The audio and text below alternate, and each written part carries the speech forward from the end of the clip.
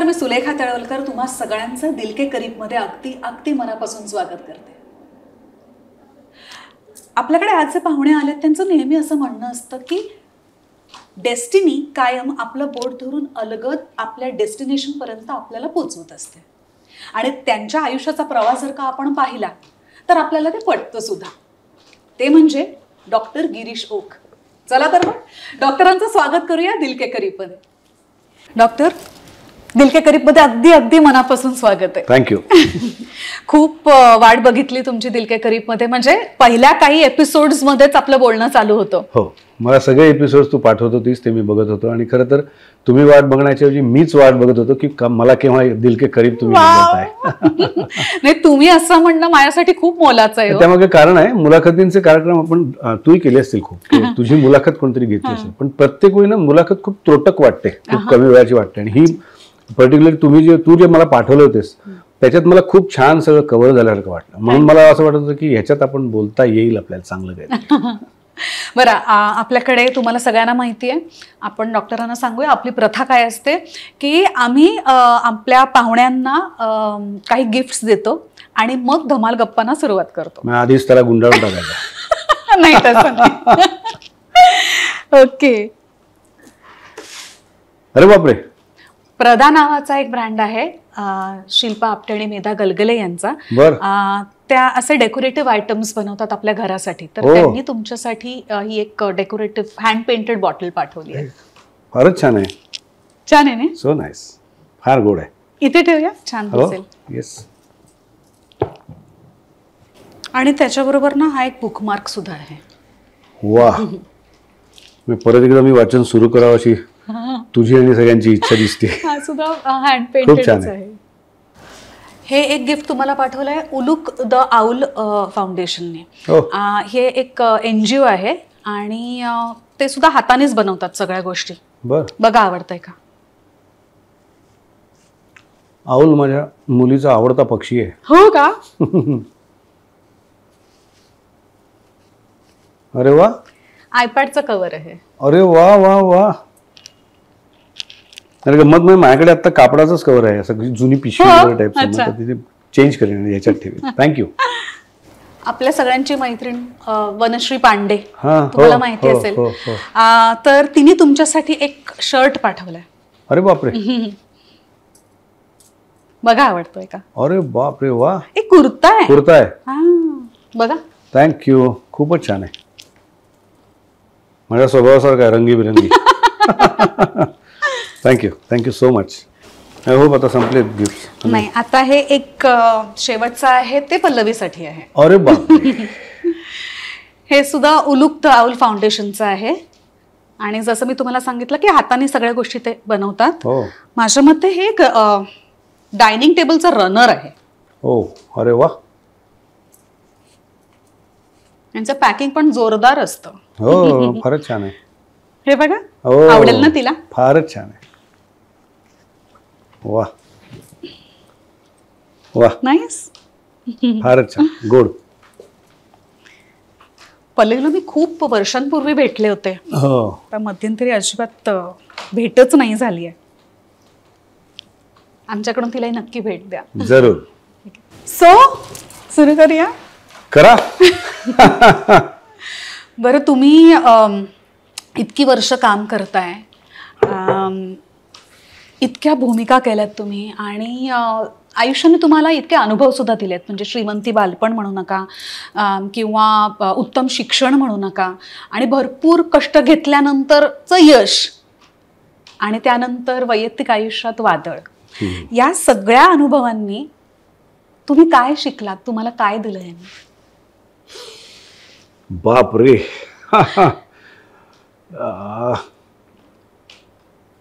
मगाशी जे वाक्य तू म्हणालीस की ही मोठी मोठी वाक्य जी असतात ना, ते आपण कुठेतरी वाचतो. लहानपणी नाही वाचत, मोठेपणी वाचतो. डेस्टिनेशन. हा, किंवा जॉब सॅटिस्फॅक्शन नावाची एक टर्म असते. डेस्टिनी तुमचं बोट धरून तुमच्या डेस्टिनेशनला नेते टाईपचं एखादं वाक्य असतं. किंवा तुमचा छंद तुमच्या उपजीविकेचं साधन जर झालं तर त्यासारखी मजा कशात नसते वगैरे, अशा टाईपची काहीतरी खूप सायकोलॉजिकल, फिलॉसॉफिकल आणि अशी काहीतरी खूप मोठी मोठी वाक्य असतात. त्या वाक्यांचा अर्थ जेव्हा तुमच्या ॲक्च्युअल जगता ना तुम्ही तो अर्थ, तेव्हा ती वाक्य खरं तर कळतात तुम्हाला. तर हे सगळं तुझे आत्ता प्रवास सांगितलास यांनी एकतर मला माझ्या छंदाचं मी उपजीविकेमध्ये रूपांतर केलं, यांनी मला प्रचंड आनंद दिला, जो मी प्रेक्षकांना दिल्यामुळे मला मिळाला. आता मी जवळपास 49 नाटकं, व्यावसायिक नाटकं केली. त्याच्या एवढ्यात जवळपास मालिका असतील, त्याच्यापेक्षा थोडे कमी चित्रपट असतील. पण त्या नाटकांचे आणि मालिकांचे प्रेक्षक आता संख्या तू इमॅजिन कर किती असतील. आणि त्या प्रेक्षकांना जर का माझ्यामुळे काहीतरी मिळालं असेल, अजूनही जर का त्यांना काही जुन्या जुन्या भूमिका माझ्या आठवत असतील, ते भेटल्यानंतर मला सांगत असतील, तर तो आनंद मुख्य म्हणजे मला या प्रोफेशनने दिला. या प्रोफेशनने मला खूप प्रदेश दाखवला.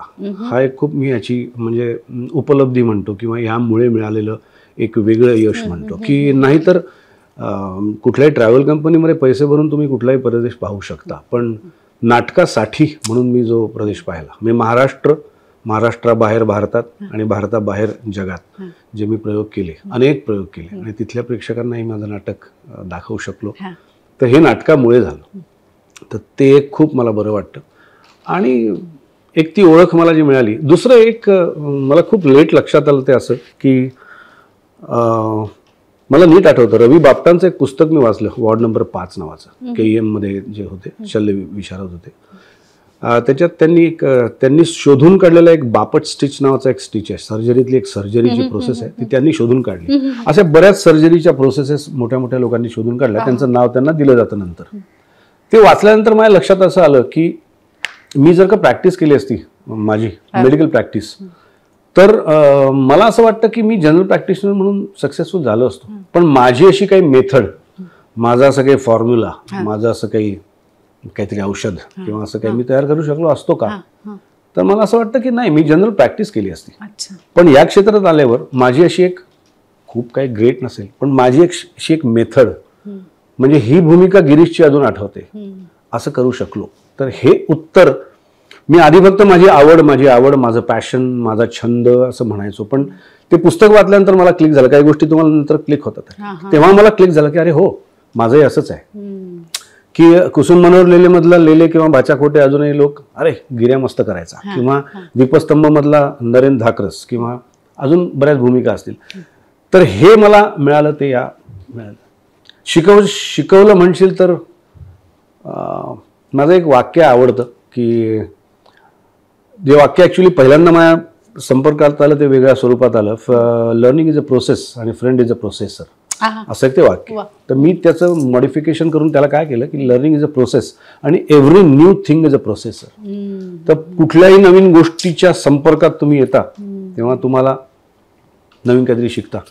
तर आता तूच इमॅजिन कर की मी किती लोकांच्या संपर्कात आलो असेल, किती लेखक, किती दिग्दर्शक, किती प्रेक्षक, किती सहकलावंत, किती ठिकाणं, तिथले किती खाण्याचे जॉईंट्स, पानं मिळायचे जॉईंट्स, चांगले चांगले खाद्यपदार्थ मिळायचे जॉईंट्स, इतकी लोकेशन्स, इतकी ठिकाणं, या सगळ्या गोष्टींनी मला खूप शिकवलं, खूप रिच केलं, खूप समृद्ध केलं. आणि या सगळ्यांपुढे मी अक्षरशः असा आहे मी की त्या खूप त्यांनी मला काही दिलं. तर शिकवलं म्हणशील तर हे सगळं. मधल्या काही गोष्टींनी मला ज्या गोष्टी मी कधी शिकूच शकलो नसतो अशा गोष्टी शिकवल्या, ज्या कदाचित नॉर्मल लाईफमध्ये मी असतो तर मला शिकता आल्या नसत्या, अशाही गोष्टी शिकायला मिळाल्या. तर त्या वाईट असोत, चांगल्या असोत, पण वाईट असल्या तरी त्या प्रत्येक गोष्टीचं तुम्हाला शेवटी ट्युशन फी तर द्यावीच लागते ना, पैशाशिवाय विद्या मिळत नाही. सो ते मी पे केलं आणि त्या गोष्टी शिकलो. तर त्याच्याबद्दल मला अजिबात पश्चात्ताप नाही, रिग्रेट्स नाहीत, की ठीक आहे मला त्या गोष्टी शिकायला मिळाल्या, असं त्याचं साधारण उत्तर होईल. काहीतरी बोलताना मी काहीतरी फापट पसरा बोललो असेल, पण मला असं वाटतं की मी तुझ्या प्रश्नाचं उत्तर देण्याचा थोडा प्रयत्न केला, कारण ते खूप मोठं आहे. पिरियड खूप मोठा आहे. ह्या संदर्भातली माणसं, ठिकाणं, गोष्टी, कथा, कॅरेक्टर्स, इतकं आहे आणि इतकं काय काय दिलं या लोकांनी मला, या सगळ्या गोष्टींनी मला, की आय एम हॅपी. याच्याशीच निगडीत एक पुढचा मला प्रश्न विचारायचा वाटतोय तुम्हाला, की तुम्हाला यश मिळालं आहे, तुम्ही यशस्वी आहात प्रोफेशनली ॲक्टर म्हणून, तुम्ही प्रत्येक तुमच्या भूमिकेचं सोनं करताच. हे जे यश मिळालंय ते खूप परिश्रम केल्यानंतर मिळालंय, पण आपल्या यशामध्ये ना काही लोक बरोबर असतात आपल्या, काही यशाला कारणीभूत असतात. तर असे तुमच्या दिल के करीब कोण कोण आहेत, त्यांची काही नावं सांगू शकाल का, तुमच्या प्रवासात ज्यांनी तुम्हाला कायम मदत केली आहे?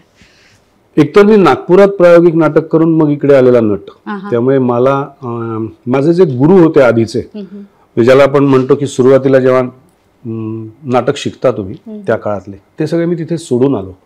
मी नेहमी गमतीने म्हणायचो की मला चालायला स्टेजवर मदन गडकरी नावाच्या दिग्दर्शक त्यांनी शिकवलं, आणि मला बोलायला रमेश अंभईकर नावाचे एक माझे गुरु होते तिथले, ते नुकतेच गेले, त्यांनी शिकवलं असं म्हणायचो मी.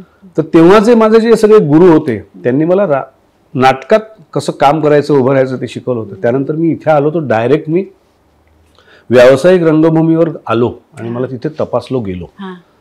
सो तेव्हा माझ्या बरोबर जे सगळे असे होते सगळे लोक, त्यांच्याच बरोबर मी डायरेक्ट काम केलं. म्हणजे पोहणं शिकायला जसं डायरेक्ट डबक्यात टाकतात ना, तसा मला टाकला गेला. आणि मग मला नाकातोंडात पाणी जात होतं, मला कळत नव्हतं हे काय आहे. पहिल्याच नाटकात माझ्या समोर श्रीकांत मोघे होते, मोहन कोठेवान होते. दुसऱ्याच नाटकात प्रभाकर पणशीकर, काशीनाथ घाणेकर, सुधा करमरकर. तिसऱ्याच नाटकात मधुकर तोरणबल. असे लोकांना मी जवळून पाहिलं. आणि त्या काळात मी जी नाटकं बघत होतो तेव्हा मी सगळे असेच लोक समोर बघत होतो. म्हणजे मग त्यात विक्रम गोखले असतील, भक्ती बर्वे इनामदार असतील, निळू फुले असतील, अरुणा सरनाईक असतील, अनेक अनेक अनेक, दिलीप प्रभावळकर असतील. मी आता नावं घ्यायला लागलो तर अशी सगळी नावं येतील. यशवंत दत्त असतील, यांची नाटकं मी पाहिलेत. तर यांनी मला खूप काही शिकवलं. तर हेच माझे गुरु होते. आणि शेवटी तुमचं कोणतरी जवळचं असतंच. माझे सगळे मित्र होते, माझ्या बरोबरचे, माझ्या बरोबर जे काम करायचे ते सगळे मित्र होते. त्यांनी मला खूप काही दिलं. माझे सहकलावंत, ज्यांच्याबरोबर मी सक्सेसफुल नाटकं केली, त्याच्यात एकटा काहीच करू शकत नाही माणूस. त्यामुळे जे प्रयोग 50 झालेले असो, 600 झालेले असो, पण त्याचं यश मी त्या सगळ्या सहकलावंतांनाच देईन. त्याच्यामुळेच ते शक्य झालं. पण एक काळ असा होता की तुम्हाला बघायला लोक यायचे. नाही, मला एकट्याला असं नाही म्हणणार मी, कारण ते शेवटी गणपतीत हिंदू कॉलनीमध्ये नाटक व्हायचं ना, तर तेव्हा आय थिंक त्या मंडळातलं हे एक फेमस मंडळ असायचं. आणि मी हिंदू कॉलनीत लहानाची मोठी झाली, आणि तुमचं नाटक म्हटल्यावरती आम्ही सगळ्या मैत्रिणी म्हणजे जीव खालीवर, अभ्यास बिभ्यास सगळं बाजूला टाकून आधी तुमचं नाटक बघायला. थँक्यू. हिंदू कॉलनीत प्रयोग मिळणं हा एक तेव्हा स्टेटस असायचं की हिंदू कॉलनीत माझा प्रयोग आहे. तिथे आणि छान रंग, हो खूप छान, ऑडियन्स खूप छान, खूप छान. आत्तापर्यंत प्रयोग केला. सो असं खूप काही लोकांनी मला, म्हणजे एक गुरु असं नाही, थोडंसं एकलव्यासारखं बाहेर राहून मी शिकलो खूप लोकांकडनं. तेव्हा सगळ्या स्पर्धा बघितल्या, सगळी कमर्शियल नाटकं आजूबाजूला ती बघितली, सगळी. आणि काही काही नाटकांचं तर मला आठवत नाही एवढी, म्हणजे 22 वेळा मी कालचक्र पाहिलं असेल. वात्रट मेले जवळपास असं 15-20 वेळा पाहिलं असेल.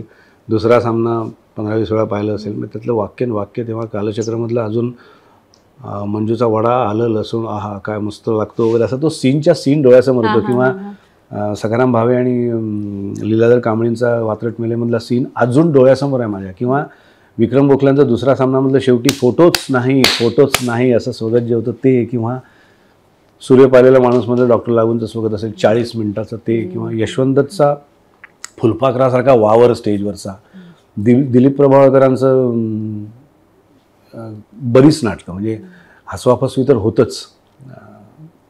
किंवा तेव्हा मी असं 3 माझे अभ्यासाला विषय घेतलेले होते, एक यशवंत दत्त, विक्रम गोखले आणि दिलीप प्रभावळकर. काय आहे म्हणजे. किंवा भक्ती बर्वे इनामदारांचं मी नाटक पाहिलं. त्यांनी शेवटी ती फुलराणी जेव्हा केलं तेव्हा नाटक संपल्यानंतरच लक्षात यायचं की हे कॅरेक्टर 23 वर्षाचं आहे. मॅडम 40व्या वर्षी 45व्या वर्षी विथ कन्व्हिक्शन करतायत आणि कुठेच जाणवत नाही की ते 23 वर्षाचं कॅरेक्टर.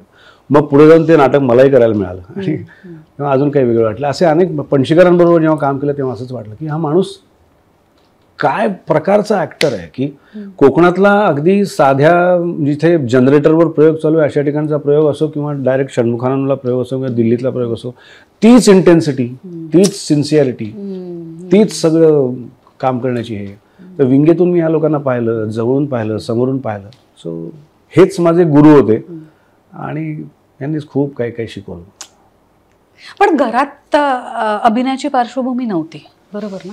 नाही, अभिनयाची कोणीच नाही. म्हणजे काका गायचे फक्त, गायन शिक्षकच होते ते, पण अभिनयाची पार्श्वभूमी. पण लहानपणापासून जसं मूल नाटकात काम करायला सुरुवात करतं तसंही काही नव्हतं? नाही, माझं बालपण सगळं कॉलनीज मध्ये गेलं. माझे वडील इलेक्ट्रिकल इंजिनियर आहेत आणि ते जनरेशनला होते, मी पॉवर स्टेशनला होते. तर त्या कॉलनीज मध्ये आम्ही राहायचो, त्यामुळे तिथे या कुठल्या गोष्टी नसायच्या. म्हणजे तबल्याचा क्लास, ड्रॉइंगचा क्लास किंवा नाटकाचं काहीतरी. शाळा, ज्याला आपण शाळा बाह्य म्हणतो ना, एक्स्ट्रा करिक्युलर ऍक्टिव्हिटीज, ह्याच्यामध्ये आम्हाला हा भाग घेता यायचा नाही. कारण शाळा संपली की आमची स्कूल बस आम्हाला उचलायची आणि कॉलनीत नेऊन टाकायची आणि स्कूल बसने आम्ही शाळेत यायचो. त्यामुळे या गोष्टी नाही. पण गेम्स, MSCBच्या कॉलनीमध्ये गेम्स सगळे असतात, एक क्लब असतो. म्हणजे शहरातल्या लोकांना गेम्स मिळत नाहीत खेळायला, ते सगळे गेम्स मी खेळलो.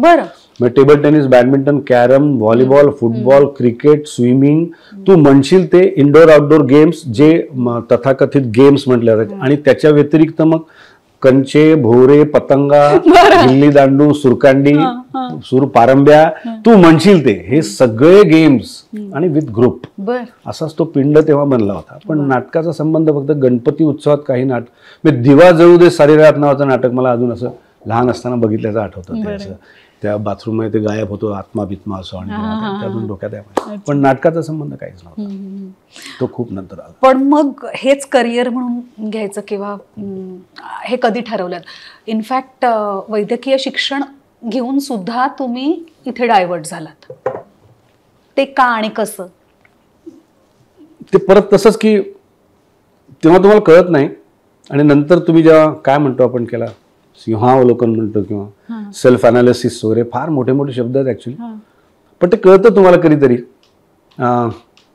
10वी पर्यंत चित्रकलेची खूप आवड होती मला. 2 परीक्षा पास झालो होतो, इंटरमिजिएट, एलिमेंटरी, इंटरमिजिएट दोन्ही चांगल्या ग्रेडने पास झालो होतो. आणि B ग्रेडमध्ये पास झालो होतो. A ग्रेड मिळायची नाही तेव्हा, आता माहीत नाही, पण मिळायची नाही तेव्हा. तर त्या चांगल्या पास झालो होतो. ड्रॉइंग चांगलं होतं माझं, आणि माझ्या सरांची इच्छा होती की मी काहीतरी अप्लाइड आर्टला जावं. कारण मी नागतोंड चांगलं नाही काढायचो, बाकी ड्रॉइंग माझं चांगलं होतं. रंगसंगती, फ्रेम बीम, ह्या गोष्टी मला खूप चांगल्या कळायच्या, आणि ह्युमन फिगर्सला माझी बोंब व्हायची. तर त्यांना असं वाटलं की मी कमर्शियल आर्ट, अप्लाइड आर्टला जावं. पण काय माहीत नाही, मी दोष देणार नाही कोणालाच. मी म्हटलं तसं की डेस्टिनी तुमचं बोट धरून तुमच्या डेस्टिनेशनला नेते, ते तेव्हा व्हायचं नसतं. तर माझे वडील खरं तर सुशिक्षित होते, आई वडील दोघे सुशिक्षित होते, पण maybe aptitude attitude test या गोष्टी तेव्हा तेवढ्या प्रचलित नव्हत्या. अस्तित्वात होत्या पण प्रचलित नव्हत्या, किंवा आय डोंट नो, तसं करायची इच्छा झाली नाही म्हणा, किंवा काय तसं नव्हतं व्हायचं म्हणा. तेव्हा जर कदाचित माझं काहीतरी तशी टेस्ट झाली असती तर मी त्या भागातलं शिक्षण घेऊ शकलो असतो. पण काहीतरी त्यांना असं वाटलं की नाही, प्रोफेशनल शिक्षण यांनी काहीतरी घ्यावं.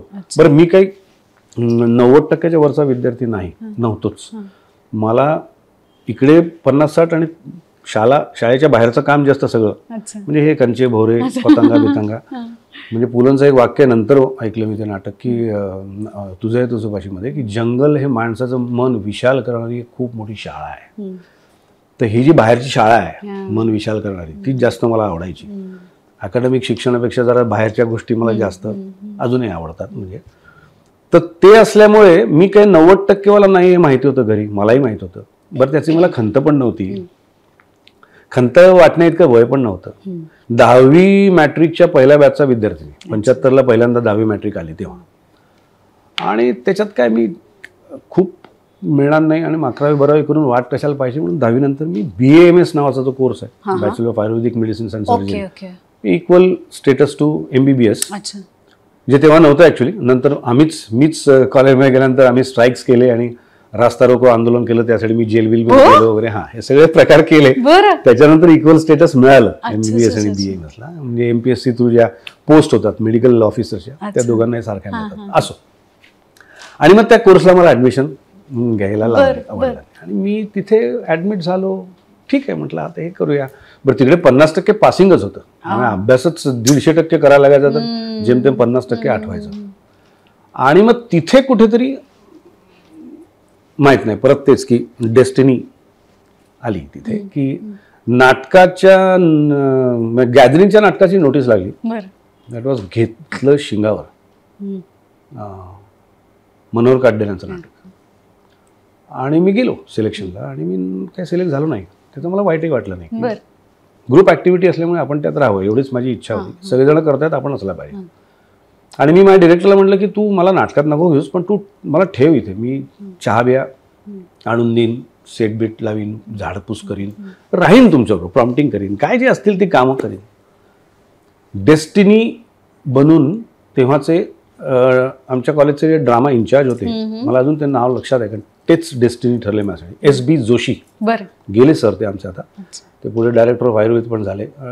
तर त्यांनी माझ्या डिरेक्टरला सांगितलं की त्या घेतल्या शिंगावरमध्ये एक पारशी बॉसचा रोल, त्याला 3 एंट्रीज आहेत फक्त नाटकात, तो रोल याला तू दे. हा तसाच दिसतो जरा, मी अजून याच्यापेक्षाही बारीक होतो आणि माहीत नाही माझं नाक पारशासारखं दिसतं का काय माहीत नाही, पण काहीतरी साम्य असावं म्हणजे माझ्यामध्ये आणि पारशांमध्ये. म्हणजे एक मेजर साम्य असं की संख्येने कमी आणि डोक्याने वेळसर असतात ते. कोकणस्थ पण तसेच असतात ते, संख्येने कमी आणि डोक्याने थोडेसे वेळसर, एक्सेंट्रिक म्हणजे. असो, म्हणजे तो गमतीचा भाग. तर त्याच्यामुळे ती भूमिका मला मिळाली असेल असं मला अजूनही वाटतं. आणि त्यांनी ती भूमिका मला वशिलाने दिली. वशिला, रेकमेंडेशन आणि असं काय खूप नावं असतात त्याला, यांनी सांगितलं वगैरे. त्यांनी सांगितलं की याला तू रोल तो दे, हा का चांगला करेल. आणि तो रोल मी केला आणि त्या वर्षीचं का होईना गॅदरिंगचं पहिलं बक्षीस अभिनयाचं मला मिळालं. तुला आता असं वाटतंय, मला काही कळतच नव्हतं हे काय आहे बाबा. आणि कसं होतं, म्हातारी मेल्याचं दुःख नाही पण काळ सोकावतं म्हणतात ना, तसं की मी सोकावलं. मग आपलं अप्रिसिएशन होतं ना की माणसाला लगेच. त्याचा दुसरा फायदा इनडायरेक्टली सायकोलॉजिकली असा होतो, जो नंतर आपण अभ्यास करतो तेव्हा कळतो, की तुमच्यातलं जे हिडन काहीतरी गोष्ट असते ना, चित्रकलेशी तुटलेला संबंध जो होता, परफॉर्मिंग आर्टशी तुटलेला जो संबंध असतो, तो अप्रिशिएट झाला आणि मग तो बूस्ट झाला आणि मग त्याच्यात मला आवडायला लागलं. अशी ती प्रोसेस आहे. ही प्रोसेस खूप मोठी आहे खरं तर, पण तसं कुठेतरी झालं असावं. आणि मग कॉलेज गॅदरिंगची सगळी नाटकं, मग पुढे पुढे नाटकं मी डिरेक्ट करायला लागलो. मग inter collegiate 1 act play competition जे असतात युनिव्हर्सिटी लेवलच्या, त्यात मी एकांकिका डिरेक्ट पण करायला लागलो, मग काम पण करायला लागलो. मग 82 सालाला मला बेस्ट डिरेक्टर नागपूर युनिव्हर्सिटीचा, बेस्ट ॲक्टर नागपूर युनिव्हर्सिटीचा, इथपर्यंत ती सगळी प्रोसेस गेली. आणि जवळपास 6-7 वर्षाचा तो काळ आहे. 77 to 84 नागपुरातलं जे काय प्रायोगिक नाटक असतं आणि सेमी कमर्शियल नाटक असतं, म्हणजे गणपती उत्सवातली नाटकं, झाडेपट्टीतली काही नाटकं, अशी नाटकं, राज्यनाट्य स्पर्धेची नाटकं, कामगार कल्याणची नाटकं, हे सगळं त्या पिरियडमध्ये झालं. प्लस माझं एज्युकेशन पण चालू होतं, तिथे 50% पासिंग होतं, अभ्यासही खूप करायला लागायचा, काही नाटकं सोडायला लागायची. आता तुझ्या प्रश्नाचं उत्तर आहे की हा निर्णय मी कसा घेतला. मग मी डॉक्टर झालो, मी 2 दवाखाने उघडले आणि मग ती मगाची टर्म आली, जॉब सॅटिस्फॅक्शन, की तुम्ही जे काम करताय त्यातनं तुम्हाला पैसा मिळतोय, समाधान मिळतंय, समाधान मिळतंय, मग पैसा मिळतोय का नुसताच पैसा मिळतोय, समाधान मिळत नाहीये, अशा सगळ्या गोष्टी आहेत बघत्या.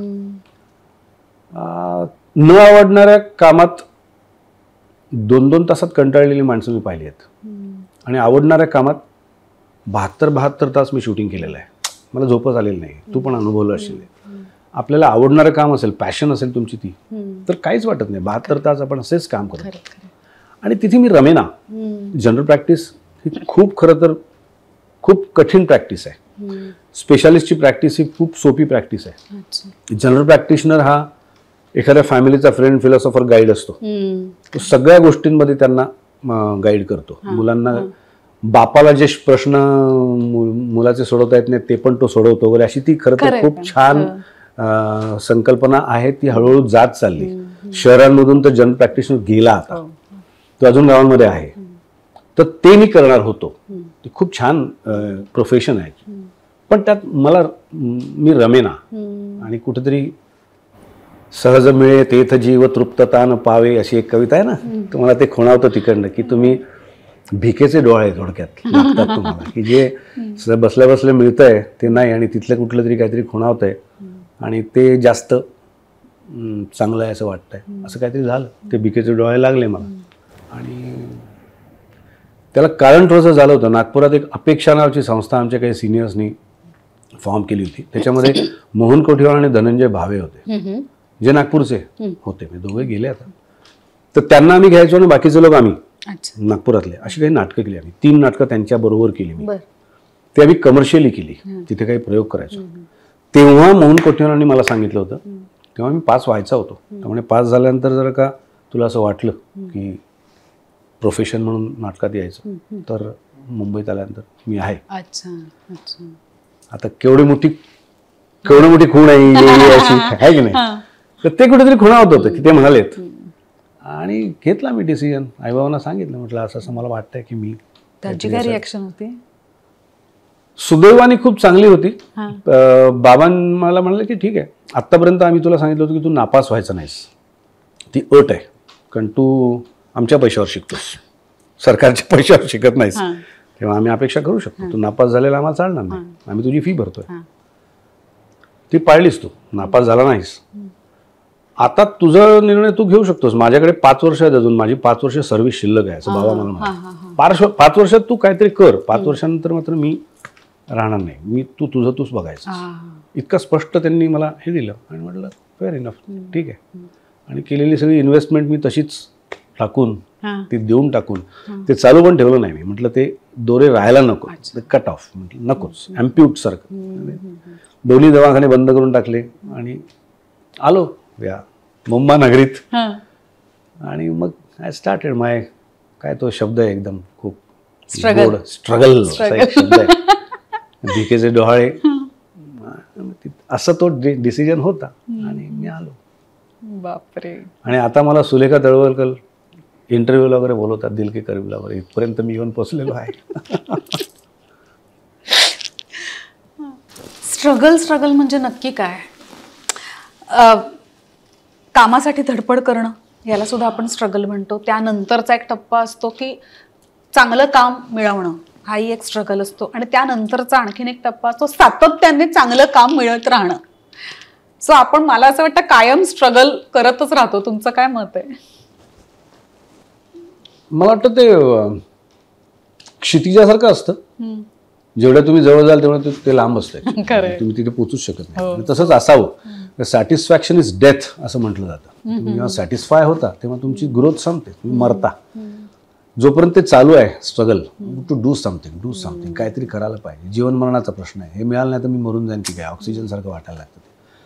तर तेच आहे जिवंत राहण्याचं लक्षण. नाही तर मग तो स्ट्रगल संपला तर मग गंमतच जाईल सगळी. पण सुरुवातीचा स्ट्रगल असतो तो फार एकदम सर्व्हायवल लेवलचाच असतो. म्हणजे तुमच्याकडे काय असतं, तू मुंबईतली आहेस, मी मुंबईतला नाही, मला मुंबईत राहायला जागा नव्हती, मला मुंबईतली ठिकाणं माहीत नाहीत, मला मुंबईत कोणी माहितीतली नाहीत. मी मुंबईत माझी एक्सपेरिमेंटल ॲक्टिव्हिटी ज्याला म्हणतो आपण, किंवा नाटक, जे काय 2-4 मेडल्स जो काय पक्षीचं तुम्हाला असतात, ती मुंबईतली नाही, ती तिथली कुठली तरी, तिथल्या कुठल्या तऱ्याला इथे काही किंमत नसते.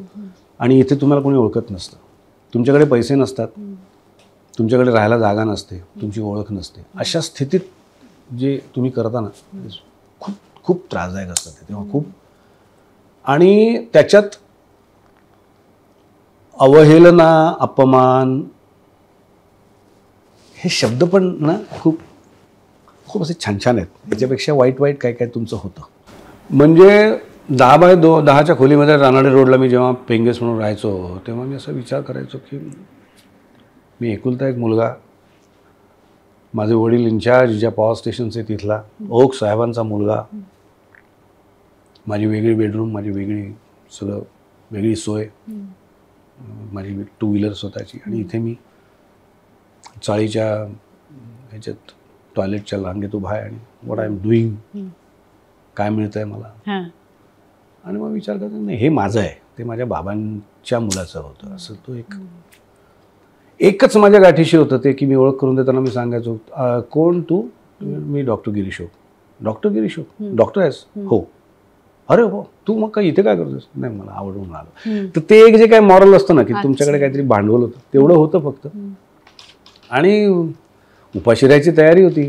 मला आठवतं तेव्हा माझ्या खिशात 50 पैसे पण नसायचे. चहा पिऊन सकाळची भूक मारायची आणि संध्याकाळी दादर स्टेशनच्या बाजूला ज्या गाड्या असायच्या, तेव्हा पिवळ्या भाताचे डोंगर असलेल्या गाड्या मला अजून आठवत नाही. अजून मी पावभाजी हॉटेलला गेल्यानंतर ऑर्डर करून खाऊ शकत नाही. तेव्हा पावभाजीवरच दिवस काढायचो आम्ही, रात्र काढायचो. दिवसा कधी कधी जेवण. 84 मी आलो त्या वर्षी. असो, मग ते स्ट्रगल तेव्हाचं, हा. आणि मग नंतरचं स्ट्रगल खूप वेगळं असतं, जे ज्या रेसमध्ये तुम्हाला राहायचं असतं, त्यात टिकून राहायचं असतं, वेगवेगळ्या Correct. गोष्टी करायच्या असतात, स्ट्रगलच्या व्याख्या बदलत जातात. आणि मग पण तशी स्पर्धा ॲज सच मी कोणाशी केली नाही. स्वतःशी करत आलो. माझ्या बेटरमेंट, स्वतःची ग्रोथ किती होईल ते बघत आलो. त्याचंही खूप काय असं अगदी नाही बाबा मी खूप स्वतःला अगदी करत आलो, जेवढं जमलं तेवढं स्वतःला करत आलो. एक वाक्य मला आठवतं की नमकराम नावाची फिल्म पाहिली असेल तू, जे बेकेटवर बेईमान नावाचं नाटक केलं आणि त्याच्यावर ऋषिकेश मुखर्जींनी फिल्म केली. त्यात अमिताभ बच्चनच्या वडिलांचं काम ओम शिवपुरीने केलं आहे. अमिताभ बच्चनचा अपमान झाला आहे कामगारांच्या सभेत आणि कम्स होम आणि धुसफूस चालली त्याची, आणि ओम शिवपुरी त्याला ऑब्झर्व करतात आणि ते त्यांना एक वाक्य म्हणतात की आज जो तुझा अपमान झाला आहे, जे ह्युमिलेशन झालं आहे, ते लक्षात ठेव, ती तुझी ताकद आहे. So that is your power. त्या काळात तुमचा जो अपमान होतो, मी मगाशी जे शब्द वापरले, अवहेलना, अपमान, निंदा, नालास्ती, तुम्हाला कुत्र्यासारखं वागवलं जातं, तुम्हाला काही येत नाही असं म्हटलं जातं, तुम्हाला कळत असतं की आपल्यापेक्षा या माणसाला काही कळत नाही, पण तुम्हाला काही बोलता येत नाही, तू इथून अमुक उठ, तमुक कर, रिप्लेसमेंट नावाच्या ज्या भूमिका असतात तिच्यात तुम्हाला काहीच करता येत नाही. या वाक्याला तू उठायचंच, या वाक्याला तू बसायचंच, अशा प्रकारचे रोल्स करून तुम्हाला एस्टॅब्लिश व्हायचं असतं, त्या रेसमध्ये टिकून राहायचं असतं. तर तेव्हा ते सगळं जे होतं ना,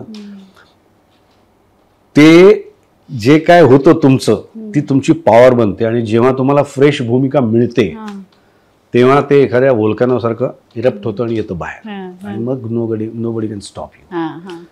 सो ते वाक्य ऐकताना मी असं स्वतःला म्हणतो, अरे क्या बात आहे, करेक्ट आहे म्हटलंय. काय लिहिलं असेल वाक्य, एक वाक्य अजून माझ्या डोक्यात आहे. पण ते दीपस्तंभपर्यंत वाट पाहायला लागली त्याची. आधी सगळ्या रिप्लेसमेंट, छोट्या भूमिका, छोटे रोल्स, आणि मग जेव्हा इंडिव्हिज्युअल आपली जी अशी आवड असते ना की नाटकाचं पुस्तक छापलं जावं, आणि मग असं पहिलं पान उठल्यानंतर याचा प्रथम प्रयोग अमुक अमुक ठिकाणी झाला आणि खाली कास्ट लिस्ट असते, तर ते त्या नाटकाचं पहिल्यांदा झालं माझं. So that was my turning point. आणि त्याच्या आधी मी परत जायचा जवळपास निर्णय घेतला होता. संजय सुरकर, आम्ही एकत्र राहायचो तेव्हा. संजयला मी म्हटलं होतं, रवींद्रला आम्ही बऱ्याच ठिकाणी राहिलो. तर त्याला मी म्हटलं की नाही यार, म्हटलं झाले आता 4 वर्ष 3 वर्ष होत आली, मला काही वाटत नाही आणि मी जाईन परत. आणि मला दीपस्तंभ मिळाला आणि that was the turning point. असं ते थोडंसं. आणखीन तुमच्या यशाचे टप्पे कोणकोणते होते? दीपस्तंभानंतर मग बरेच, म्हणजे मग वनरूम किचन असेल त्याचे मी बरेच प्रयोग केले. त्याच्यानंतर मग कुसुम मनोरलेले एक तशा अर्थी खूप गाजलेलं आणि आलटून पालटून भूमिका आम्ही करत होतो तसं पहिलं नाटक, व्यावसायिक नाटक. म्हणजे ज्याचा त्याचा प्रश्न एक मोठा टर्निंग पॉईंट होता, ज्याच्यात मला त्या वर्षीची सगळी बक्षिसं मिळाली. नाटकालाही सगळी मिळाली, जवळपास 28 बक्षिसं त्या वर्षीची त्या नाटकाला मिळाली. सुंदर मी होणार असेल, अभिनेत्री असेल,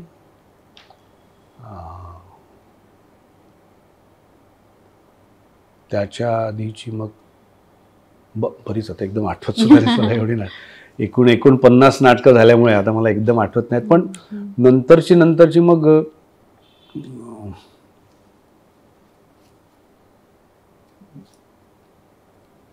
मग त्यानंतर फुलराणी मी केलं, तोमिनवेज केलं. तोमिनवेज जवळपास 200 प्रयोग मी केले पणशीकरांच्या नंतर. पणशीकरांच्या बरोबर केले आधी 200 प्रयोग, तेव्हा मी छोटा रोल करायचो. आणि नंतर मी केलं तेव्हा मीच लखोबा लोखंडे करायचो, त्याच्यात मी 200 प्रयोग केले. त्याच्या आधीची लवबर्ड्स होतं, बापरे आता एकदम आठवत नाही नाटकं, पण बरीच नाटकं अशी जी खूप. आम्ही सुखांशी भांडतो, आम्ही एक वेगळं नाटक, अभिरामचं ज्याचा त्याचा प्रश्न, सुखांशी भांडतो आम्ही. देहभान एक खूप वेगळ्या प्रकारचं आणि वेगळ्या विषयावरचं नाटक, वेगळ्या फॉर्मचं नाटक, ज्यांनी बक्षीस पण बरीच मिळाली त्याला, आणि त्यातला काम करण्याचा अनुभव पण खूप वेगळा होता. आणि आत्ताचं मग वेलकम जिंदगी असेल, जे एकदमच वेगळ्या प्रकारचं नाटक होतं, ज्याचे पण आम्ही प्रयोग केले. कहाणी में ट्विस्ट असेल, ज्याच्यात मी बाईची भूमिका केली, किंवा त्याच्या श्रीतशी सौ, ज्याचे आम्ही बरेच 500च्या वर प्रयोग केले. अशी बरीच नाटकं, म्हणजे ती ज्यांनी खूप वेगवेगळ्या भूमिका, वेगवेगळे प्रयोगांचे हे म्हणजे टप्पे की 500च्या वर 600च्या वर प्रयोग, आता 100च्या वर प्रयोगच होऊ शकत नाही, कारण महिन्याचे प्रयोगच कमी झाले. कारण कुसुम मनोरलेलेचं मला आठवतंय की आम्ही महिन्याला 34 प्रयोग केलेले आहेत तेव्हा. आणि एका दिवसाला आम्ही रत्नागिरीत आठवतंय मला त्या नाटकाचे आम्ही 3 दिवसात 6 प्रयोग असे लागोपाठ 2-2 शो केले होते. आणि तेव्हा सगळे प्रयोग हाऊसफुल वगैरे व्हायचे वगैरे, असं खूप तेव्हा केलं. आणि भूमिका घेताना तुम्ही काय निकष लावायचा तेव्हा? सुरुवातीला तर काही निकष बिकष नसतो, जी भूमिका असेल ती करावी लागते. अगदी सुरुवातीला मला आठवतं की माझ्याबद्दल असं झालं होतं की छोटा रोल आहे का, गिरीशला विचारतो करेल, बरं मी करायचो तर मी चांगलं पण करायचो. त्यामुळे मला अजून आठवतंय की मी बाई 6 वारी नावाचं एक नाटक होतं, त्याचं नाव नंतर गुपचूप गुपचूप असं पण झालं आणि त्याच्यात पण मीच केलं होतं काम. त्याच्यात माझ्या अक्षरशः 2 एंट्रीज होत्या. पण अजूनही ते नाटक बघितलेले जे काही मंडळी आहेत, मी त्या नाटकाचे मला अभिमानाने सांगावं असं वाटतं की राजा गोसावी आणि लक्ष्मीकांत बेर्डे हे माझे फॅन होते त्या नाटकाचे. ते जेव्हा दोघं नाटकाला आले होते त्या प्रयोगापासून ते दोघंही माझे त्या भूमिकेचे फॅन झाले. किंवा विजय केंकरे असेल, त्यांनी पाहिलं होतं नाटक ते, किंवा तेव्हाचे बरेच लोक. त्याच्यात माझ्या 2 एंट्रीज होत्या आणि जवळजवळ मी स्टेजवर फक्त 20 मिनिटं असायचो, 20-25 मिनिटं, पण मी ते खाऊन टाकायचो नाटक. तर अशा टाईपचे बऱ्याच रोल मी तेव्हा केले. तर तेव्हा काही चॉईसच नव्हता, जी भूमिका आली ती करायची, कारण आपल्याला व्हायचं आहे एस्टॅब्लिश. पण सुदैवाने नंतर रोल्स, पहिला दीपस्तंभाचा विलन मिळाला, जो मला आवडणारा विलन होता, जो विलनसारखा दिसत नाही पण विलन आहे, तर तो विलन होता. त्याच्यानंतरचे रोल्स, कुसुम मनोरलेला मी विनयला अट घातली. मी ऍक्च्युली कास्ट झालो होतो वाचाकोटेसाठी, आणि मला काय ते भाव खाऊ रोल होता तो, यायचं मारपीट करायची आणि भाव खाऊन जायचा, करण्याजोगं होतं मनोरलेलेमध्ये. तर मी आणि संजयनी त्याला अट घातली की आम्ही आलटून पालटून करू तर मी नाटक करीन, नाही तर नाही करत. आणि विनयसारखा एक तेवढाच ज्याला म्हणतात की जिगरवाला निर्माता आणि डिरेक्टर होता, त्यामुळे त्यांनी ते ऍक्सेप्ट पण केलं, त्याने मला ते करू दिलं.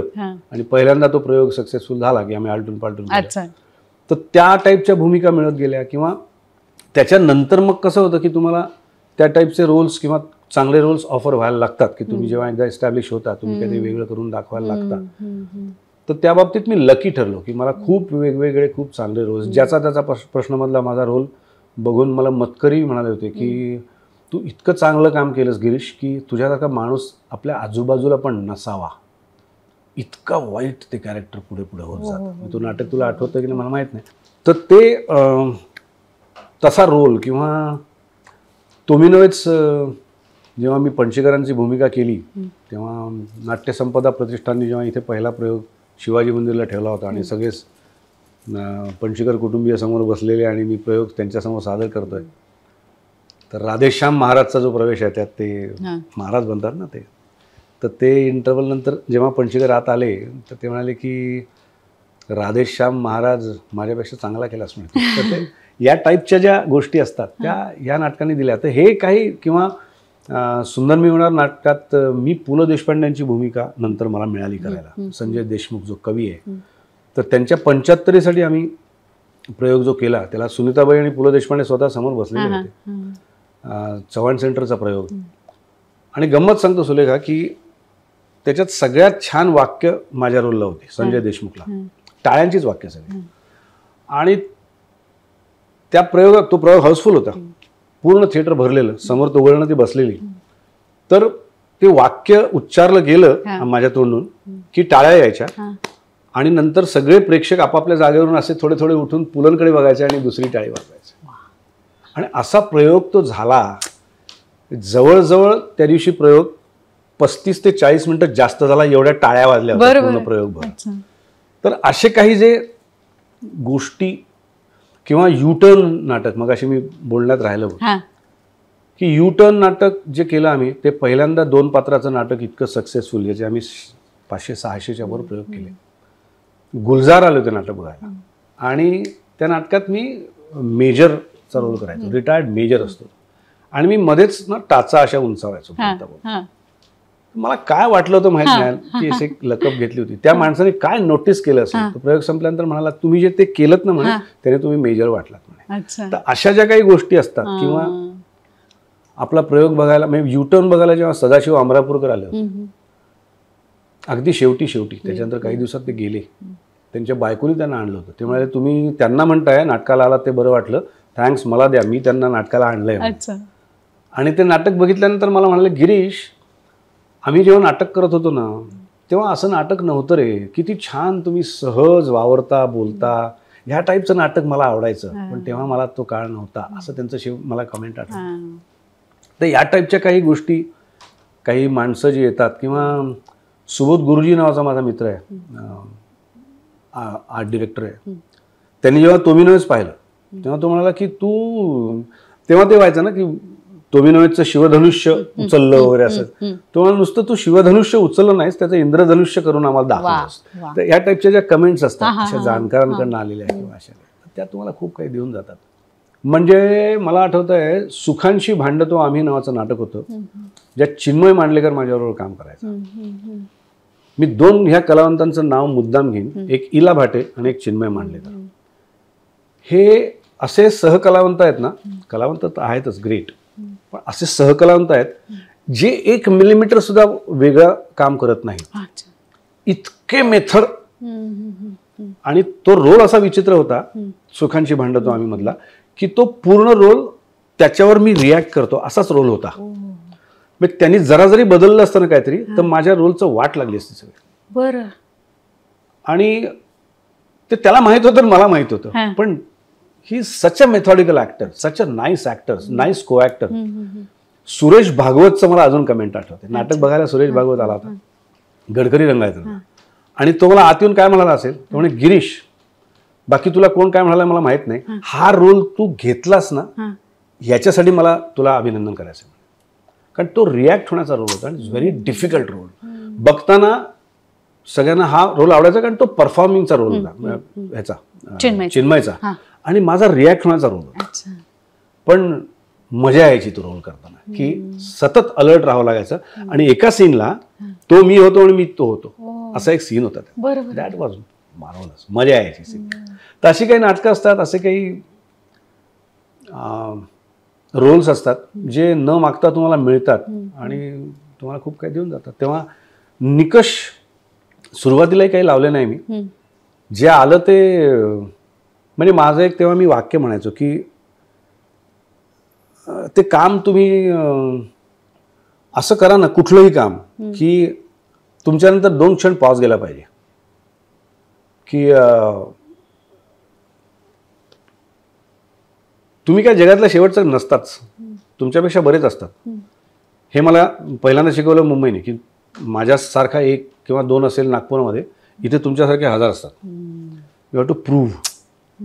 सो अडत नाही कोणाचंच, पण निदान तुम्ही एवढं करू शकता की अरे गिरीश नाही आहे, एवढं तर तुम्ही करू शकता. सो ते काम तुम्ही असं करा की 2 क्षण, म्हणजे मला अजून आठवत आहे की ज्याचा त्याचा प्रश्न मधला दारूचा सीन बघायला प्रतिमा कुलकर्णी विंगेत यायची. आणि ती म्हणायची की मी फक्त तो सीन बघून जाणार. किंवा उदय मिडबावकर फोटोग्राफर, तो समोरच असायचा. शिवाजी मंदिरला प्रयोग असला की तो विंगेत येऊन तो सीन बघून जायचा.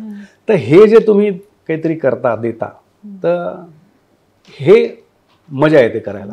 तर या नाटकांनी, काही सहकलावंतांनी, ह्या भूमिकांनी मला दिलं. निकष म्हणशील तर मला लावायला नाही लागले, हे बरं झालं.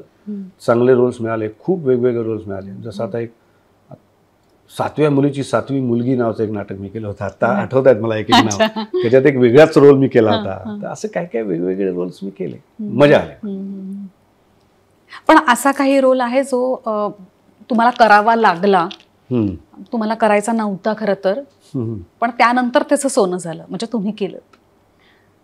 नाही, सगळी मुलं आहेत माझी, हे सगळे रोल्स, मला कुठल्याच रोल बद्दल असं नाही की.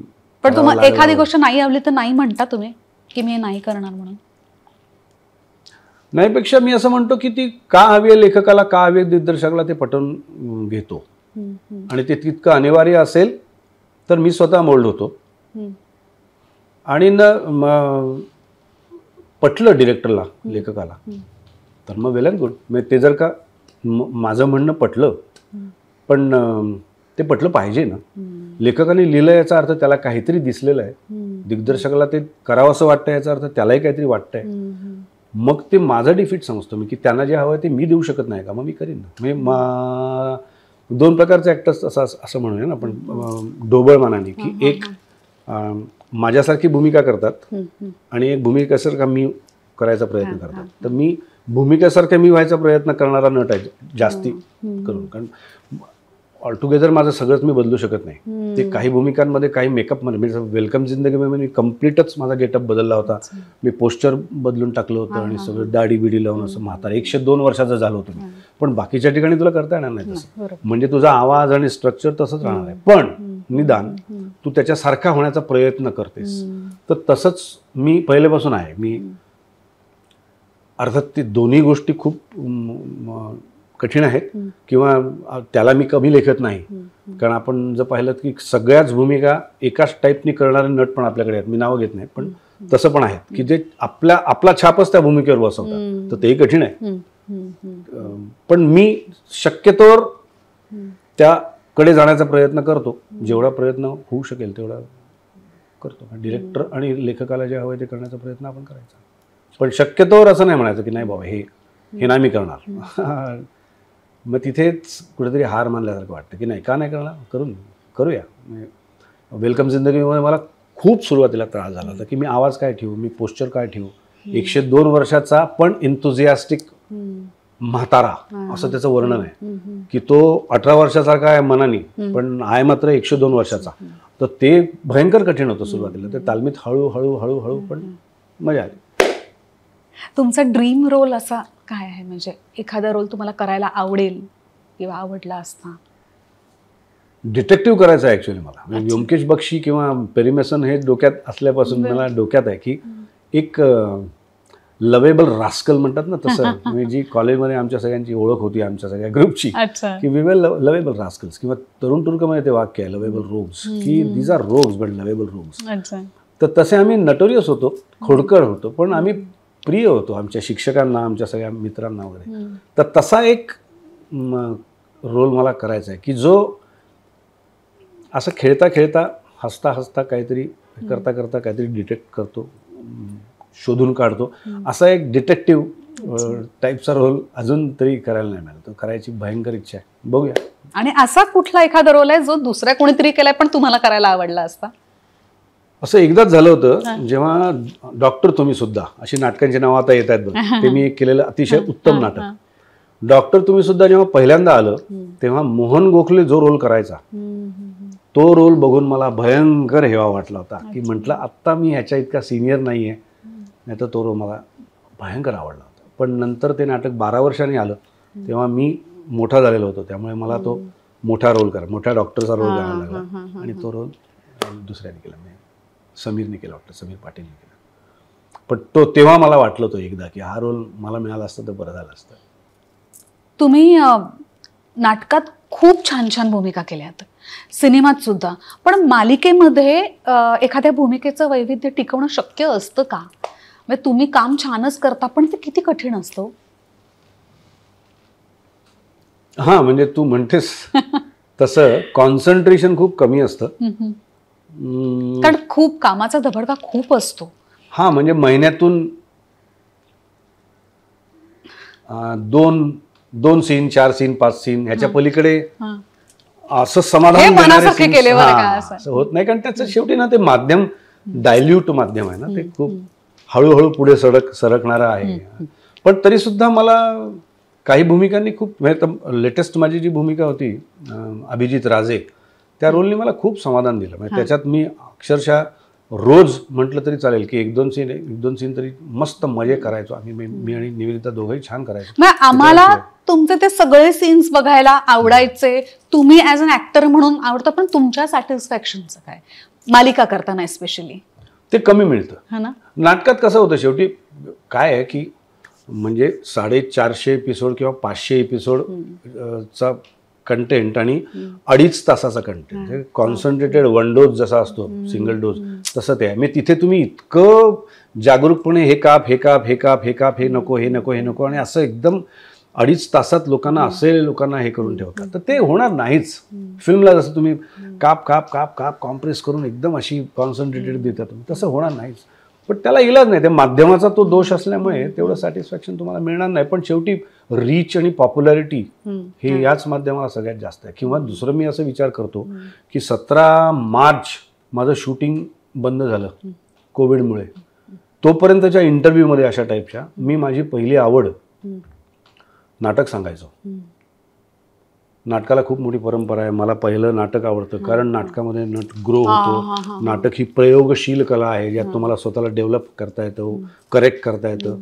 आणि बाकीच्या गोष्टी ज्या आहेत त्या एक रायटर्स मीडिया आहे, एक डिरेक्टर्स मीडिया आहे असं पण म्हणूया. पण पहिल्यांदा सुरू झालं 1 जुलैला टेलिव्हिजन. आणि त्याच्यानंतरच्या इंटरव्ह्यूमध्ये मी प्रांजळपणे कबूल केलं की बाकी काही असो, सर्व्हाइव्ह मी झालो तो टेलिव्हिजनमुळे.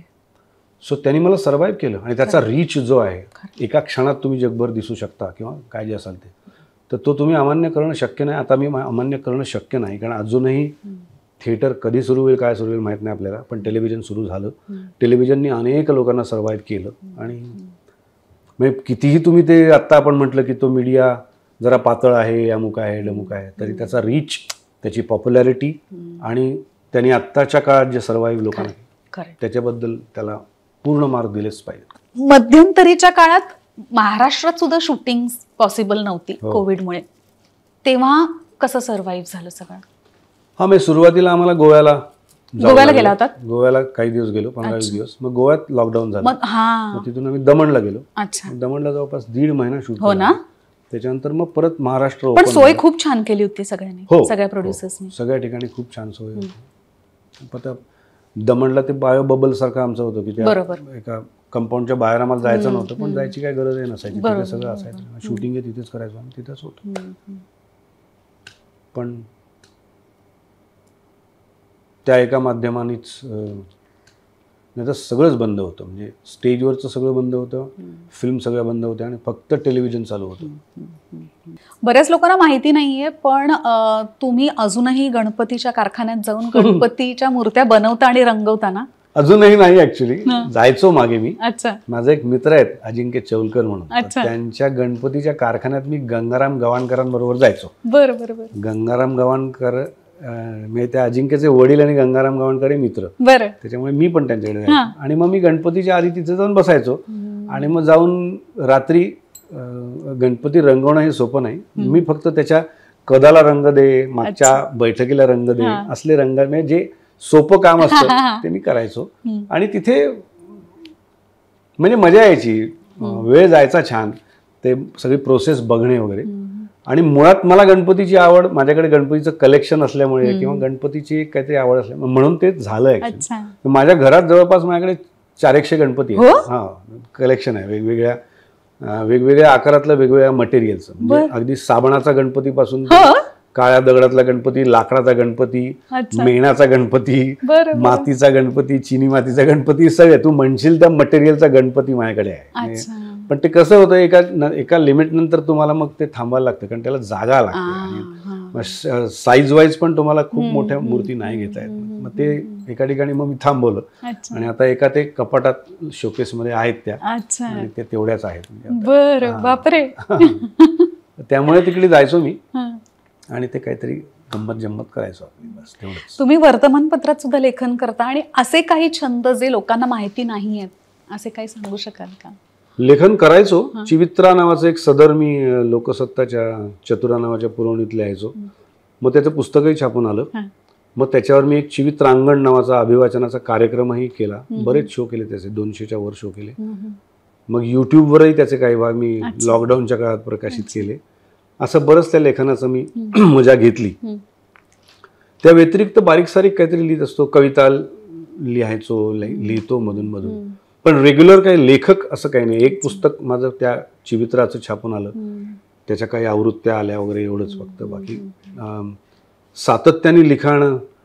खरं तर प्रकाशनाच्या वेळी म्हणजे न्यू फुल्यांनी माझ्या पुस्तकाचं प्रकाशन केलं आणि त्याच्यात मंगेश तेंडुलकरांची चित्र आहेत. हा माझ्यासाठी मोठा गौरवाचा भाग आहे. मंगेश तेंडुलकरांनी तोपर्यंत कोण दुसऱ्याच्या विषयावर कधी चित्र काढली नव्हती. त्यांनी माझ्यासाठी पहिल्यांदा त्या पुस्तकात चित्र काढली. तर निळूफुलांनी प्रकाशनालाच असं म्हटलं होतं की हा लिहिता हात थांबवू नका तर काहीतरी गंमत आहे, पण मला ते नाही करता आलं. मी अजूनही मी त्यांची माफीच मागतो की मला तर तेच होतं की सातत्य राहत नाही. तो आज बुकमार्क दिला तेव्हा मला असं वाटलं की हे गिफ्ट आहे का टोमणा आहे, वाचन चालू ठेवा असं मला वाटतं. पण ते थांबलंय सगळं या काळात. डेस्टिनी असेल कदाचित. असेल एखादा सुरू होईल परत. पण असे काही छंद आहेत. बाकीचे छंद आहेत ते आता मागे पडले. मॅचबॉक्सची लेबल्स जमवण्याचा छंद माझ्याकडे माझा लहानपणीपासून होता, तो अजूनही आहे. खूप आहेत, काही हजार मॅचबॉक्सची लेबल्स आहेत माझ्याकडे, काही हजार स्टॅम्प्स आहेत, पोस्टेज स्टॅम्प्स. पण आता पोस्टेजच झालं, म्हणजे कुरिअरमुळे पोस्ट हे झालं, ते स्टॅम्प्स ठेवलेले आहेत. कॉइन्स आहेत माझ्याकडे खूप देशांमधली, ती खूप आहेत, हजारो. असे काही छंद लहानपणचे होते जे आता तसे थांबले. गणपतीचा होता तोही आता एका लिमिटला आला. अजून एक बारीक सारीक काहीतरी गोष्टींचे छंद आहेत मला की मी कुठल्याही गोष्टींची झाकणं फेकत नाही. हो, एनी टाईप ऑफ कॅप्स. आणि मग एक दिवशी मला जर का वेळ असेल तर मी त्या कॅप्स घेऊन बसतो आणि त्या कॅप्स एकमेकात लावून बघतो. त्यातले 2 कॅप्स अशा असतात की ज्या एकमेकात जातात आणि त्याची एक डबी तयार होते.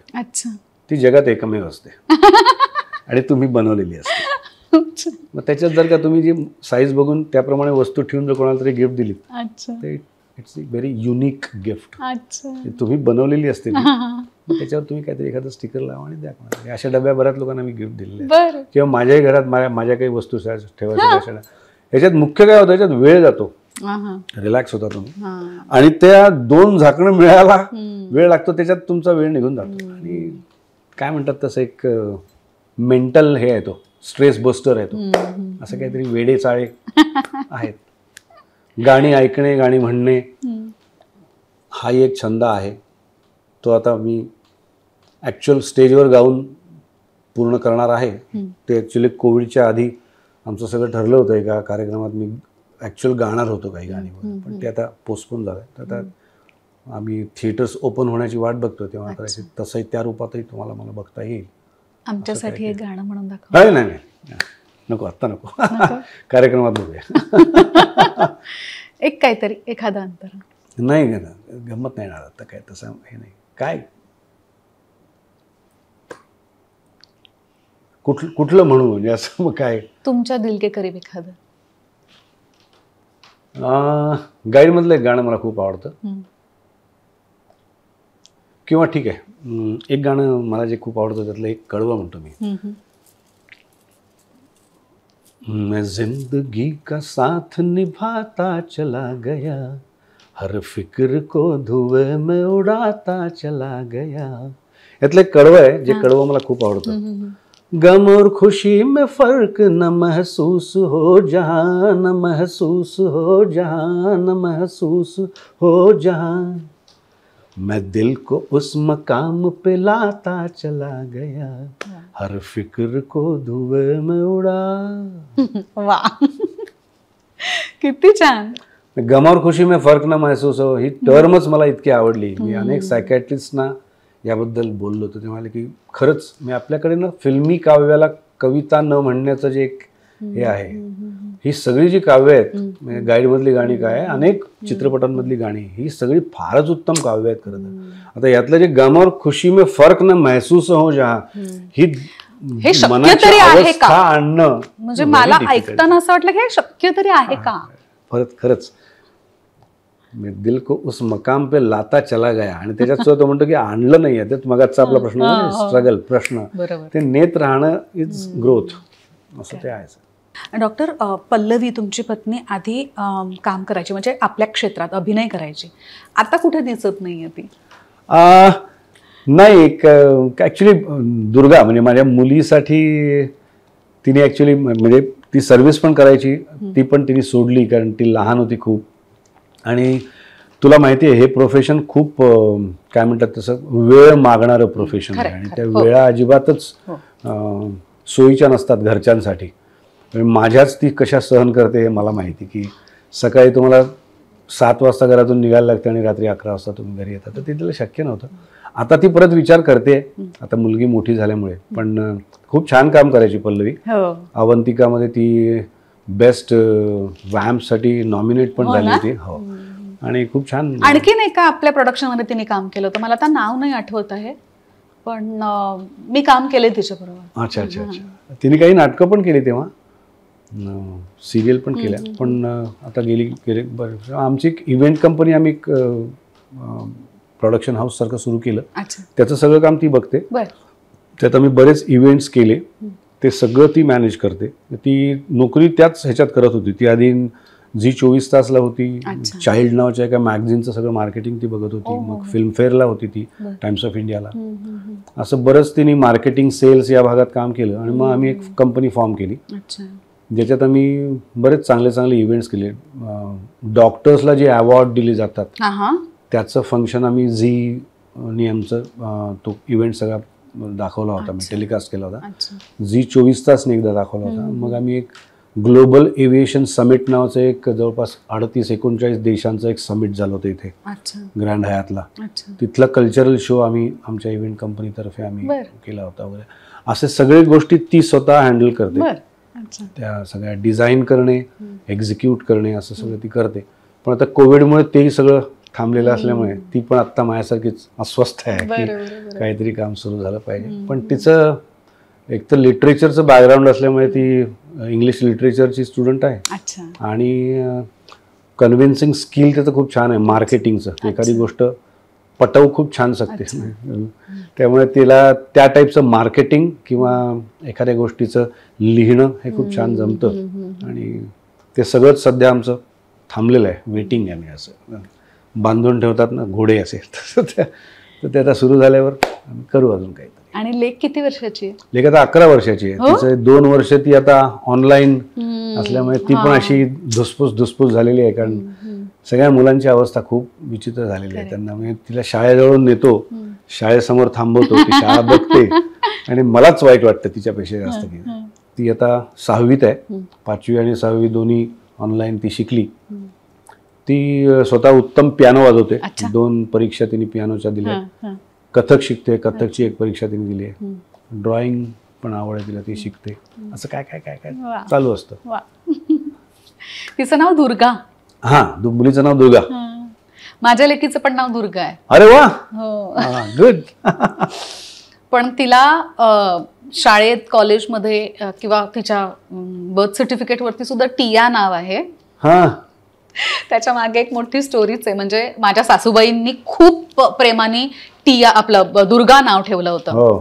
आणि ज्या वेळेला मला आणि माझ्या नवऱ्याला टिया हे नाव आवडलं होतं आणि सासूबाईने तर दम भरला होता की याद राख टिया बिया म्हणाल तर असं छान आपलं नाव पाहिजे, दुर्गा कसं छान वाटतं नाव, अगदी भारदस्त नाव आहे वगैरे सगळं झालं. त्यानंतर आम्ही तिला म्हणलो की ठीक आहे ना, आम्ही घरात तर टिया म्हणू शकतो ना तिला प्रेमानं. आणि ते टिया टिया टिया म्हणून तिला हाक मारत राहिलो. आणि एक सीताराम मामा नावाचे पिऊन होते, त्यांना पाठवलं होतं की बर्थ सर्टिफिकेटवरती तिचं नाव नोंदवून या वगैरे. घेऊन आले सर्टिफिकेट आणि त्यांच्या डोक्यात तेच ना की घरात तिला टिया म्हणतो, तर birth सर्टिफिकेटवरती now Tiya.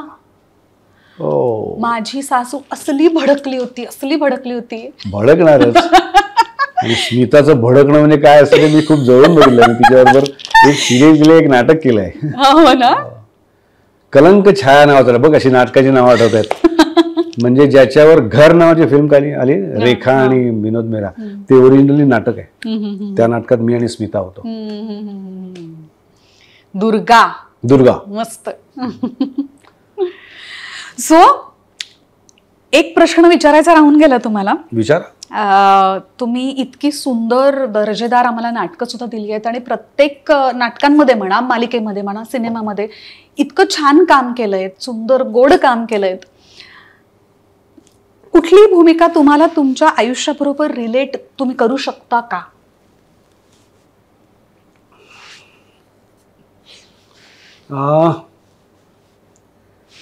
Bits and pieces. काही काही गोष्टी कशा असतात माहिती ना, काही गोष्टी अनेक भूमिकांमधल्या तुमच्या जवळपास जाणाऱ्या असतात. पूर्ण भूमिकेच्या भूमिका तुमच्या जवळ जाणारी नसते. दुसरं काय होतं माहिती आहे, मी ऑब्झर्व केलं ते असं की ज्यावेळी तुम्ही लेखकाचं माउथपीस किंवा लेखकाचं काहीतरी प्रश्न मांडायचं कॅरेक्टर किंवा लेखकाला ज्या विषयावर काहीतरी बोलायचं आहे म्हणून त्याचं विचार मांडणारं पात्र म्हणून काम करता, तेव्हा ना तुम्ही खूप काहीतरी परखड असं त्या नाटकामध्ये बोलता, जे लेखकाला पोचवायचं आहे, मेसेज ज्याला म्हणतो आपण ते. आणि ते ना खूप जळजळीत असतं, परखड असतं खूप. आणि जे वास्तवात तुम्ही तसे वागतच असता असं नाही. आणि ते वारंवार बोलल्यामुळे तालमींमध्ये आणि मग प्रयोगांमध्ये ते कुठेतरी तुमच्या डोक्यात वाक्य असतं. आणि मग तशी सिच्युएशन प्रत्यक्षात आली आणि तुम्ही जर चुकीचे वागायला लागलात तर ते वाक्य तुम्हाला टपली मारतं. असं बरेचदा मला अनुभव आला. तू रिलेट करण्यावरनं मला हे असं वाटतं की ते रिलेट असं करतं आणि मग तुम्हाला ते तसं नाही वागू देत की अरे तू बोललास ना, मग आता तू असं का वागतोयस, असं ते होतं कधी. पण रिलेट करणार आत्ता एक कॅरेक्टर होतं जे अभिजित राजे, ते माझ्याशी खूप रिलेट झालं होतं. म्हणजे अनेक लोकांनी मला असं विचारलं की तुमच्याकडे बघून हा रोल लिहिला आहे का. म्हणजे त्याच्यातली बाईकचं प्रेम, बाईक चालवणं, गाण्याचं प्रेम, गाणं म्हणणं, त्यातला जो बाईबद्दलचा किंवा एकंदर वेगवेगळ्या फेजेस मधल्या बायकांच्या बद्दलचा आदर किंवा त्याच्याबद्दलची मतं, हे खूप रिलेट झालं माझ्याशी. की मी नेहमी पुलंचं एक वाक्य ते मला खूप आवडतं की स्त्री ही मुलगी म्हणून जन्माला येते, सून म्हणून सासरी जाते आणि आई म्हणून जगाचा सांभाळ करते. त्या फेजेस ज्या आहेत ना बाईच्या, त्या खूप आवडतात मला. की या वेगवेगळ्या फेजमध्ये त्याच्यात मध्ये कुठेतरी ती सखी असते, मैत्रीण असते, प्रेयसी असते, मग बायको बनते, मग आई बनते, अशा खूप बारीक बारीक बारीक बारीक बारीक बारीक गोष्टी आहेत. आणि एवढ्या फेजेस मधून पुरुष नाही जात, फक्त बाई जाते. मी कॉलेजला असताना मी जीवोत्तमा मानवी युवती नावाचा लेख लिहिला होता, तो मला आठवतो अजून, की ती कशा अर्थी परिपूर्ण आहे. शास्त्रीय दृष्ट्या आणि भावनिक दृष्ट्या सगळ्या अर्थी ती जास्त सुपिरियर आहे आणि ती सुपिरियर होती म्हणून पुरुषांनी तिला दाबलं ऍक्च्युली, असं ते आहे. तर हे सगळं रिलेट कुठेतरी कुठल्या तरी रोलमध्ये, सुंदर मी होणार ते कुठेतरी रिलेट झालंय या अर्थी. पण याच्यात खूपसं रिलेट झालं. काही ठिकाणी ते रिलेट होतं, काही ठिकाणी तुम्हाला ते पिंच करतं की काय तू चुकीचं वागतोयस किंवा हे. सर असं खूप ते नाटक म्हण, सिरियल म्हण, त्यातल्या भूमिका म्हण, ते इतकं तुम्ही करता ना मेक बिलीव्ह करण्यासाठी, त्याच्या जवळ जाण्याचा प्रयत्न करता, पण ते तुम्हाला कधी कधी त्रास देतं, कधी कधी खूप छान आनंद देतं. असं ते थोडंसं आहे. वा, खूप मजा आली. थँक्यू. खूप मस्त मनापासून गप्पा झाल्या. येस, खूप खूप दिवसांनी गप्पा झाल्या. मी पण म्हणजे लॉकडाऊन नंतर एवढा बोललो असेल ते आत्ताच. मी शूटिंग मध्ये आपल्याला काय पाठ केलेली वाक्य बोलायची असतात आणि वेळच नसतो तिथे अजिबात बोलायला. म्हणजे इनफॅक्ट मगाशी आपण गप्पा मारत होतो तेव्हा कळलं की आपलं जवळपास एकाच सेटवरती शूटिंग चालू होतं, म्हणजे एकाच स्टुडिओमध्ये, तरी सुद्धा भेट नाही झाली. पण थँक्यू सो मच. खरंच तुम्हाला भेटून खूप खूप बरं वाटलं. Same here. आणि खूप काही शिकायला मिळालं तुमच्या आयुष्याच्या प्रवासाविषयी तुम्ही सांगत होतात. भरपूर टप्पे आपण कव्हर केले आणि त्यातून ना कुठेतरी सबकॉन्शियसली आपण काहीतरी शिकून जातो. येस. एकच मला सांगावं असं वाटतंय आता, मीच सांगतोय म्हणजे की या कोविडमुळे ना पॅरलल इन्कम ज्याला आपण म्हणतो किंवा पॅसिव्ह इन्कम म्हणतो, ह्याचा विचार प्रत्येकाला आलाय.